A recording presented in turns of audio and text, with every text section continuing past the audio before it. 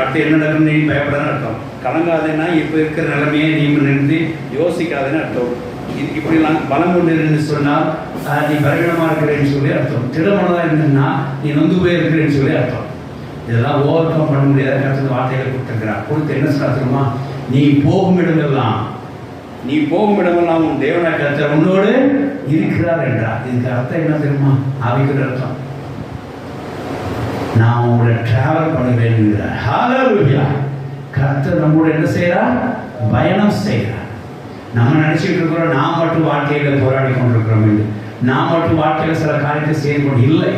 கர்த்தர் நம்மோடு பயணம் செய்து நம்ம கூட காரியம் நடப்பிக்கிறார். கர்த்தர் நம்மோடு டிராவல் செய்கிறார். கர்த்தர் நம்மோடு இணைந்து இருக்கிறார். நம்மளை தனியை விட்டதே கிடையாது. ஒரு நாள் அவரும் தனியை விட்டதே கிடையாது.